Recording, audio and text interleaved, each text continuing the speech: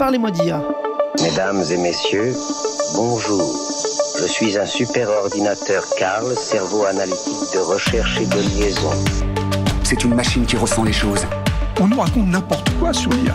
Alors, qu'est-ce que tu en dis, Kit? Moi, je n'en dis rien du tout. Que la créativité, elle reste du côté de l'humain. Parlez-moi d'IA, présenté par Jean-Philippe Clément. Bonjour à toutes et à tous. Que diriez-vous de vous accorder 30 minutes pour vous interroger sur le phénomène intelligence artificielle? Bien sûr, sous ses aspects sociaux, culturels, éthiques, on va faire un petit peu de technique quand même, et pourquoi pas politique. Aujourd'hui, on va se demander s'il est possible de détecter des contenus générés par les IA. En effet, ces contenus-là, ces contenus générés par les IA prennent de plus en plus de place sur les sites web, également sur les réseaux sociaux. Et ben ça pose quelques soucis. On va voir ensemble quels soucis ça pose, et puis comment s'en prémunir, comment on peut vérifier si on est bien en train de lire ou de regarder un contenu authentique. Et on va s'en parler avec un spécialiste français du domaine. Cause Commune 93.1 FM. Vous êtes bien sur Cause Commune, la voix des possibles. Cause Commune que vous pouvez retrouver sur cause-commune au singulier.fm et puis sur ses apps mobiles. Également en bande FM 93.1 à Paris, LDAB+, et votre plateforme de podcast préférée. N'hésitez pas, vous nous appréciez, mettez-nous quelques étoiles, quelques pouces. C'est important pour nous parce que ça récompense tous nos efforts. Et puis en plus, ça nous fait connaître parce que ça manipule les algorithmes. Et c'est cool de manipuler un algorithme. Vous écoutez Parlez-moi d'IA. Depuis novembre 2022, avec l'accès grand public à ChatGPT, nous sommes entrés dans une nouvelle ère concernant la production de contenu en ligne. Il est devenu beaucoup plus simple aujourd'hui de créer des contenus, beaucoup plus économique également, d'écrire et de faire écrire un article et de le publier. Par exemple, une étude récente d'une société spécialisée qui s'appelle Originality.ai montre que le nombre de posts LinkedIn a augmenté de 189% juste après la mise en ligne de ChatGPT entre janvier et février 2023. Donc il y a eu une espèce de boom général. Et puis, autre fait marquant, ces posts, du coup, ils étaient beaucoup plus longs, mais de manière significative, parce qu'ils ont doublé de longueur ces posts, toujours entre janvier et février 2023. Bon, génial, on va enfin tous pouvoir poster ces contenus, les contenus qu'on n'a pas le temps de faire, qu'on n'a pas l'inspiration de faire, sur plein de sujets sur lesquels nous voulons nous exprimer. Ouais, ça facilite la vie, c'est sûr, mais d'autres s'en emparent aussi pour faire d'autres choses avec, et pour aller beaucoup plus loin, et ça a quand même de grandes conséquences. Par exemple, une étude Pagram de novembre 2024 montre que 7% des 26 000 sites d'information qu'ils ont analysés seraient déjà générés et seraient déjà des contenus générés. Donc que vaut ce contenu, hein? Quelle confiance on peut lui accorder finalement, parce que c'est quelque chose qui est généré à partir de bases déjà existantes. C'est un contenu qui existe déjà, qui est régénéré derrière. Où est la diversité? Où est l'originalité noyée dans la masse? Cette génération massive de contenu pose de nombreuses questions sociales, économiques. Ça bouleverse un peu les modèles quand même, et même géopolitiques. On va voir que certains pays se spécialisent un petit peu dans cette industrie de la génération. Bon, vaste sujet. Heureusement pour nous, notre invité du jour le connaît très bien. Après un doctorat et une thèse qui l'a beaucoup rapproché de ce sujet et plusieurs expériences structurantes dont il va nous parler, il a fondé Uncov AI. Et Uncov AI, c'est une start-up qui se donne pour mission de détecter justement le contenu généré pour changer la donne dans ce registre. Bonjour Florian Barbaro. Bonjour Jean-Philippe et merci de me recevoir. Bienvenue à distance, hein, depuis quoi? Depuis Nice? Depuis Nice, oui. Ah voilà, bienvenue depuis Nice. Envoyez-nous un peu de soleil. Alors, parlez-moi d'IA, Florian. Vous complétez votre formation d'ingénieur par un doctorat en machine learning et en analyse sémantique. Ça, c'était en 2022. C'était quoi le sujet de votre thèse et en quoi elle vous a un peu mis sur le chemin de vos missions avec Uncov AI aujourd'hui? Donc au début, le sujet de ma thèse, c'était comment quantifier l'impact des communiqués de presse sur les marchés financiers. Et on était vraiment parti sur des communiqués très spéciaux qui s'appellent les 8K. Donc à chaque événement important d'une entreprise, elle doit publier des informations, mais on s'est rendu compte que ce type de communiqué n'était pas essentiel pour la prédiction. Et donc on est plus parti sur une analyse des représentations textuelles et du clustering de texte. Et donc le but c'était vraiment de trouver le meilleur type de représentation pour extraire le plus d'informations d'un texte. Et du coup, ça vous a permis de vous rapprocher justement de ce travail sur la sémantique, de ce travail sur la compréhension des textes.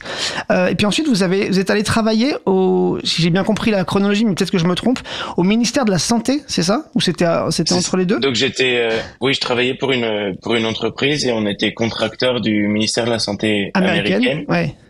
Et donc le but, c'était vraiment l'analyse de la désinformation liée au Covid et sa propagation sur les réseaux.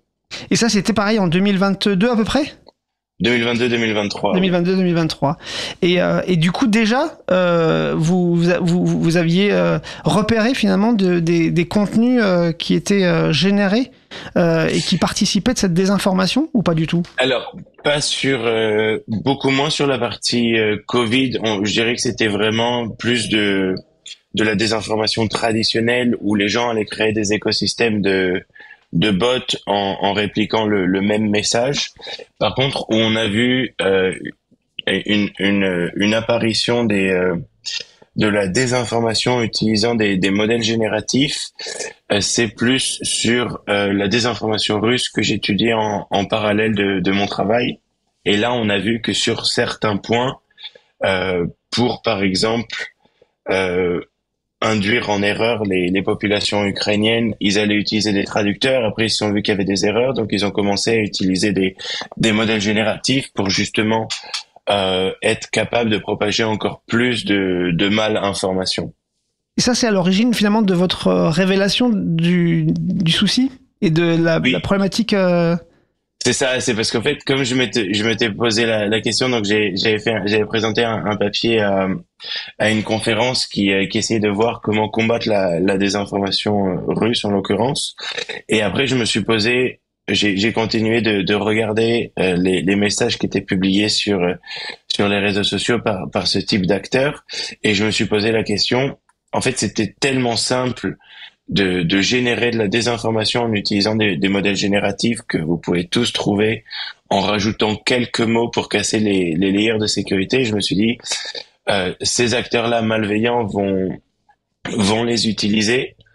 Et donc, on doit être capable de faire quelque chose pour justement essayer de combattre cette mauvaise utilisation. Donc, vous parliez là, à l'instant donc des Russes, mais quel type d'organisation aujourd'hui, alors c'est pas forcément votre domaine d'expertise absolue, mais quel type d'organisation a intérêt à ce type de campagne de désinformation aujourd'hui? Comment, quand on analyse un peu ce domaine, de quoi on parle, de qui on parle dans ce domaine aujourd'hui? Il y a des grands États. Donc il y a les trois pays alliés qui s'appellent la Chine, l'Iran et la Russie. Et d'ailleurs l'Iran a été débusqué par OpenAI pour avoir tenté de faire une campagne de désinformation en utilisant GPT aux États-Unis avant la campagne américaine. Ouais. Il y a des lobbies. Oui. Notamment le lobby du free speech, qui est pour moi un non-sens total, puisque après c'est vraiment un point de vue personnel, mais le free speech s'arrête aux démocraties et ne concerne pas les dictats. Ça, c'est un lobby américain, c'est ça? C'est quoi ça? Oui, c'est ça. Oui. En fait, c'est essayer de faire comprendre, par exemple, quand on est aux États-Unis. Donc, en fait, le mouvement du free speech est apparu avant l'élection la première élection de Trump, comme quoi il y avait un groupe d'élite qui contrôlait le monde et que les réseaux sociaux étaient censurés en quelque sorte. Et donc, il y a eu des premiers réseaux sociaux qui s'appellent Gab, Getter, True Social, qui sont apparus et qui mettaient justement en avant ce free speech. Et quand on regardait ce type de contenu, c'est vraiment que de la désinformation, ou en grande partie de la désinformation, des contenus racistes, homophobes, et donc ils ne prônent pas et beaucoup de contenus générés. Ouais. Et beaucoup de contenus générés du coup sur ces plateformes, c'est ça? C'est ça, de plus en plus, et où on a vu vraiment l'explosion de la désinformation de contenus générés, c'est sur Twitter, puisque c'est intégré directement à l'outil de X, et ça sert dans des proportions importantes pour justement avoir mené à l'élection en tout cas avoir joué un rôle important dans l'élection de Trump. Et il y a aussi une étude de NewsGuard sur Medium qui montre, alors là on est plus sur des choses qui relèveraient de l'escroquerie en fait tout simplement, mais où on voit que les contenus explosent, notamment en ce qui concerne les sujets de crypto-monnaie et de marketing, pour un petit peu finalement créer des NAS, créer des tunnels vers des escroqueries en fait, donc de saturer en fait le sujet. Après, c'est exactement le même principe de base et qui avait été mis en avant par Viginome de Matryoshka, qui était plus sur la sphère informationnelle, et on va juste répliquer la même méthodologie pour saturer l'espace informationnel d'une personne et pour après l'amener dans un tunnel d'achat, que ce soit crypto ou d'un produit ou une arnaque. Donc ça quand même, ça pose pas mal de soucis aux plateformes de contenu existantes. Oui. Comment elles le gèrent aujourd'hui, ce type de contenu généré, les plateformes participatives, collaboratives? Est-ce qu'elles ont des dispositifs est-ce qu'elles tentent des choses déjà, ou est-ce que vous avez connaissance de procédés? Non, puisque c'est... Il y a pas ça, c'est clair. C'est libertaire. Il y a Instagram qui met en place du déclaratif, mais le déclaratif, très peu de gens vont le mettre en place. Mais comme sur YouTube. Il y a LinkedIn qui a mis en place le C2PA, la certification C2PA. On en reparlera juste après, ouais, de C2PA. Ok. Ouais. Et en fait, le problème par exemple, des réseaux sociaux, plus une publication va être vue, plus ils vont engranger des bénéfices. Ah oui. Et malheureusement sur Instagram par exemple, mais c'est valable aussi sur d'autres plateformes comme TikTok, il y a beaucoup de contenus qui sont générés et donc ils ont un problème dans le business plan, à savoir est-ce qu'il faut modérer mais détecter et déclarer que c'est généré ou pas. Et donc après la question se pose plus au niveau régulation, où là il va y avoir une imposition si elle est mise en place. Il y a déjà des réflexions sur, vous parlez de régulation, il y a déjà des réflexions sur les régulations aux États-Unis ou en Europe sur ces questions-là, ou ça c'est juste balbutiant parce qu'on prend à peine conscience du problème? Il y a par exemple l'IA Act qui justement demande à labelliser des contenus générés par intelligence artificielle. Il y a un article de l'ONU qui justement met au défi d'être capable de détecter la labellisation par IA.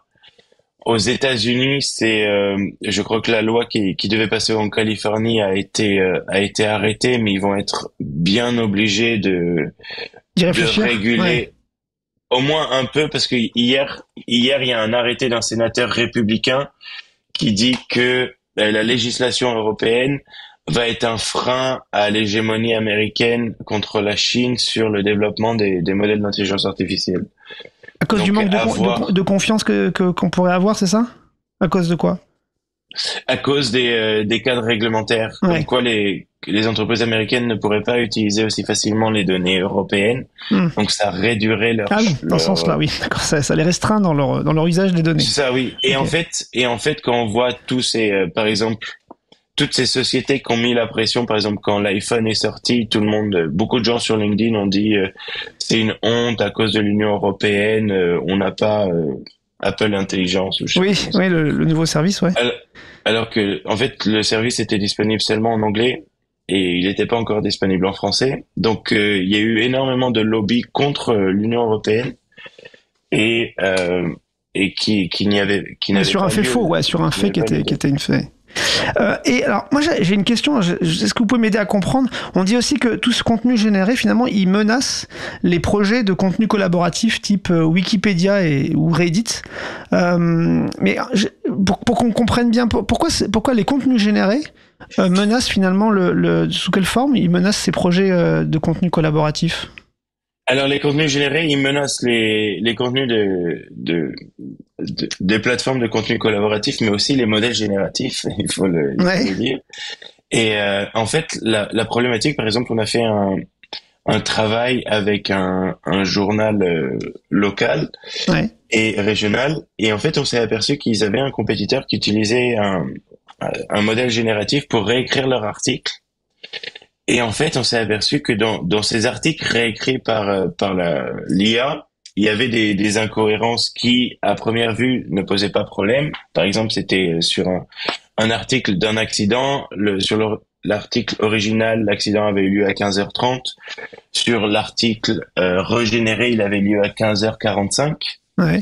Mais si demain, par exemple, on prend Napoléon, on dit que son règne, dans l'article initial, on crée un contenu complètement telle faux, bataille qui a eu lieu en telle année, et l'article régénéré dit la bataille, n'importe quelle bataille a eu lieu 10 ans après. On va amener justement des erreurs, de l'incohérence, et donc après les gens vont être happés par cette incohérence, et cette incohérence va devenir la nouvelle réalité, alors que c'est totalement faux. Oui, c'est ça, c'est que ça crée une nouvelle réalité potentielle, un nouveau savoir potentiel, parce que c'est peu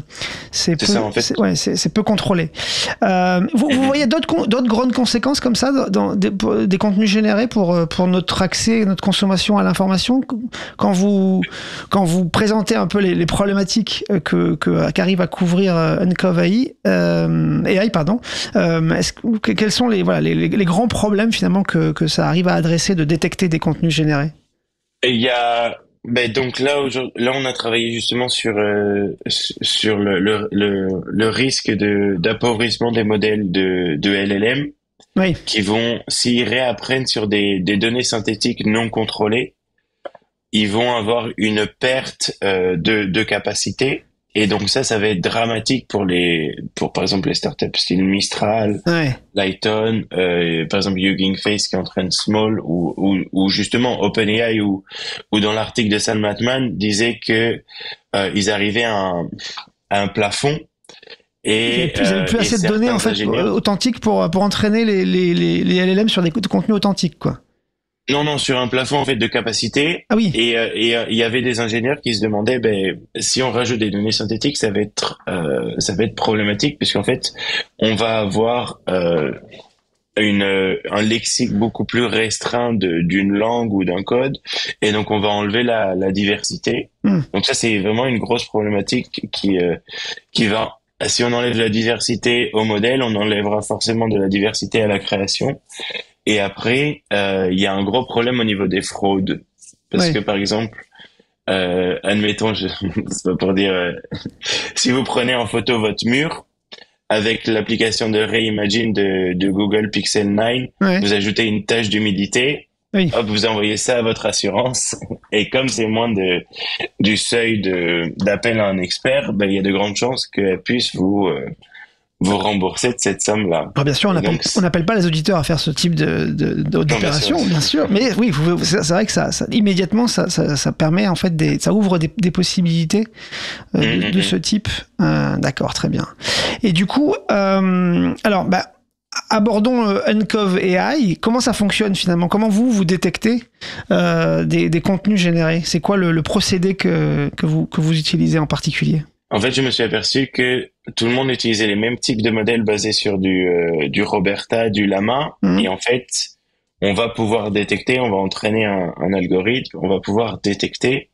Le problème, c'est qu'on peut pas le mettre à grande échelle parce que ça va coûter trop cher. Et donc, ce que j'ai fait, c'est j'ai enlevé une partie du modèle qui doit être entraîné, je l'ai remplacé par des hypothèses mathématiques, des modèles mathématiques qui vont me permettre en fait d'avoir une certaine représentation du texte ou de l'image qui va rentrer en input, et c'est ça qui va me donner la capacité de détecter. Et en fait, de manière très simple, quand un modèle génératif va générer son prochain token, son prochain mot, il va le faire en maximisant une probabilité, et donc en fait il va apparaître une certaine linéarité dans la génération du texte, et c'est cette information-là qu'on va aller chercher, qui va nous permettre de savoir si il y a plus de probabilité qu'un texte ait été généré ou ait été écrit par un humain. Et du coup, votre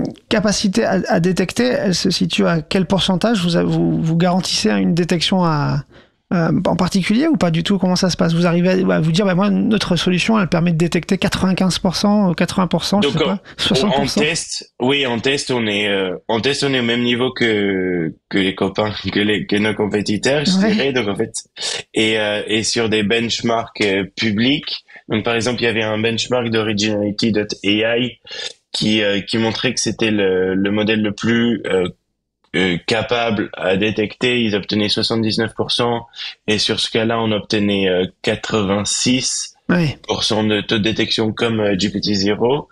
Et sur un nouveau benchmark de mi 2024, le meilleur c'était Copillic avec 64%, et nous on obtenait plus de 75% de taux de détection. Donc on voit qu'on a un modèle qui est aussi, voire plus robuste que nos compétiteurs. Ouais. Tout en étant éco-friendly ou éco-responsable, puisque vous n'utilisez pas un gros LLM pour finalement détecter les contenus générés par d'autres gros LLM. Vous leur avez plugué en fait une sorte de prothèse mathématique qui. Ouais, en gros. Et donc en fait, c'est ça. Et le but c'est de faire tourner seulement sur du CPU, donc être capable d'avoir besoin de beaucoup moins de ressources, et donc de pouvoir analyser un plus large spectre de données. Et si on veut l'essayer là aujourd'hui, le grand public, vous avez, j'ai vu que vous aviez publié un plugin Chrome, c'est ça? C'est ça. Les gens peuvent l'essayer sur notre site uncovai.com, uncovai.com. Ouais. Ils peuvent aussi, en tapant uncovai sur le Chrome extension Marketplace ou le Firefox Marketplace, uncovai, il y aura l'extension pour le texte. Et donc ça marche comment l'extension? C'est-à-dire que vous êtes sur une comment ça fonctionne? Je suis sur une page et je veux vérifier que le contenu que j'ai devant les yeux est authentique. Comment je procède? Alors pour l'instant, il faut copier le texte de la page, puis le coller dans l'extension et appuyer sur Submit, et comme ça donnera la réponse. Et après, le but, ça serait de faire un peu à l'image de Grammarly, qui va analyser le texte de chaque page pour dire de manière automatique, sans avoir besoin de. Et ça nous dit la probabilité de contenu généré ou pas, quoi. Ça nous dit si. C'est ça, exactement, oui. Vous nous parliez justement tout à l'heure de C2PA, pardon. Ça, c'est un peu la suite. C'est comment on pourrait imaginer finalement de certifier ou de labelliser des contenus. Vous pouvez nous expliquer ce que c'est justement cette certification C2PA, d'où ça vient et c'est quoi l'idée derrière? Donc le C2PA, c'est une association de grandes entreprises, c'est une initiative de grandes entreprises américaines notamment, avec Microsoft, Adobe et d'autres qui poussent cette certification en fait pour aider à authentifier l'origine d'un contenu. Et comment vous notamment insérez? Au début, c'était pour l'image. Et comment vous insérez, vous, dans cet écosystème de certification? Et alors, en fait, pour pouvoir certifier une information, une image, dans ce cas-là, nous, en fait, le but, ça serait de pousser au texte, à la vidéo et autres. En fait, pour pouvoir certifier, on va devoir demander une clé de signature à cette autorité. Et une fois qu'on a cette clé signature, on peut signer n'importe quel contenu. Et donc, en fait, ça part du principe que toute personne qui a cette signature est de confiance. Et donc, nous, ce qu'on part du principe, c'est que aucune personne n'est de confiance. D'accord. Et donc, on va analyser toutes les informations qui vont rentrer dans le flux d'informations, par exemple, d'une rédaction, pour lui dire, voilà, faites attention, ça c'est une image modifiée par intelligence artificielle, ou ça c'est une image humaine. Après, on va aller checker, est-ce que cette image est déjà parue sur Internet? Est-ce qu'elle représente réellement, je sais pas moi, un incident qui a eu lieu hier ou ce matin? Et après, on va selon les résultats, on va offrir la possibilité aux journalistes de pouvoir certifier cette information, parce que en fait, il y a un gros problème de confiance, et notamment quand, par exemple, je crois que c'était le palais de Kensington a envoyé l'image de Kate Middleton. Oui, oh là là. Le palais de Kensington, c'est une source de confiance. Pourtant. Mais par contre, là, ils avaient envoyé une photo un peu modifiée. Un peu truquée. Et donc, en fait, ça crée de la distance entre le lecteur d'un journal qui va acheter ce journal en se disant « Tiens, j'ai payé, j'ai confiance ». Et après, il va se dire, ben mince, en fait, ils font pas leur travail de journaliste et donc je vais arrêter d'acheter ça et je vais juste regarder mon information sur X par exemple. Et donc le but c'est vraiment il y a une bien meilleure source d'information effectivement. Mais du coup vous réinsérez dans le process de certification C2PA pour encore plus finalement enrichir, le certifier et l'enrichir et permettre effectivement d'accroître la confiance dans les médias. Aujourd'hui, pourquoi pendant un petit moment OpenAI a déclaré qu'il voulait l'entendre que finalement il n'y avait aucun moyen de détecter des contenus générés? C'est parce qu'en fait ils ont arrêté leur détecteur pour financer une start-up et notamment GPT-0. C'est créer une fausse info en disant de toute façon on n'y arrive pas nous-mêmes donc vous n'y arriverez pas. Et des personnes du board ont investi dans justement cette détection de texte généré par IA. Bon, et puis vous me parliez en préparation de cette émission d'un appel à projet du ministère de la Culture auquel vous participez pour leur proposer une solution que vous allez appeler Provenance avec un partenaire. Pouvez nous en dire plus sur cette expérimentation? Qu'est-ce que vous cherchez à faire? Donc on est un consortium de 3 entreprises. On fait, si je peux les citer, Atelier, Trust My Content et donc NCOVI. Et donc on va, le but c'est de mettre à disposition une solution de bout en bout pour les journalistes, les rédactions, pour les aider justement à authentifier et certifier l'information pour que leur travail ne soit plus remis en cause et regagner la confiance des lecteurs. Et donc comment ça va se passer? À chaque fois qu'une information va arriver dans une rédaction, on regarderait s'il y a de l'intelligence artificielle, si elle a été publiée. Après, le journaliste aurait la possibilité de certifier justement avec cette certification C2PA. Et au moment où il publierait cette information, il y aurait toujours on ajouterait la transparence pour que le lecteur puisse comprendre quelles a été les étapes de travail, qui a travaillé dessus, pour qu'en fait il puisse s'imaginer tout le travail qu'il y a derrière la production d'une information et qui va en lien avec un rapport de la BBC qui montre qui a eu lieu il y a 3-4 mois, qui montre justement que 94% ou 93% des lecteurs ont beaucoup plus confiance quand on ajoute de la labellisation, on ajoute de la transparence à la provenance de l'information. Bon, tout ça va sûrement plaider en votre faveur auprès du ministère de la Culture pour que cette expérimentation voit le jour et qu'on ait effectivement des contenus de mieux en mieux authentifiés et compris. Donc, on a beaucoup parlé de texte, mais vous faites aussi ce travail-là et vous le développez aussi de plus en plus sur l'image. C'est ça. Et donc là, on a un premier modèle pour la détection d'images générées par IA. Et là, actuellement, on travaille sur un modèle d'audio pour pouvoir justement être capable de détecter des vidéos parce qu'on nous le demande de plus en plus. Le but là, c'est de mettre en place, par exemple, un premier modèle d'audio et un premier modèle de vidéo, récupérer les retours terrain pour après pouvoir les améliorer et accroître la confiance qu'ont les gens dans nos outils. Bon, vous avez encore de belles perspectives devant vous, je pense, oui. Florian, sur ces sujets-là. Oui, écoutez, c'est l'heure de conclure. Merci encore pour tous vos partages, pour nous avoir fait rentrer dans ce sujet-là des contenus générés, de leurs conséquences et de la manière dont on peut aujourd'hui imaginer de les détecter, notamment avec une solution française. Et on est bien content d'avoir une solution française aussi sur ce sujet. Donc, merci beaucoup. Merci pour ce partage. Merci beaucoup. Et on vous retrouve sur uncov.com, c'est ça? uncovai.com. E-U-N. Je mets le lien en description, c'est plus simple. Et comme ça, on peut aller voir le plugin et tout le reste. Merci à vous, Florian. Merci beaucoup. Merci aussi, chers auditeurs. N'oubliez pas de liker cet épisode parce que ça manipule les algorithmes. Et ben, c'est cool de manipuler les algorithmes. On reste sur 93.1 FM sur Cause Commune. Cause Commune, c'est pas que parlez-moi d'IA. N'hésitez pas à aller voir tous nos programmes avec tous les animateurs bénévoles qui sont pleins d'entrain et qui vous proposent plein de sujets. Allez, à bientôt.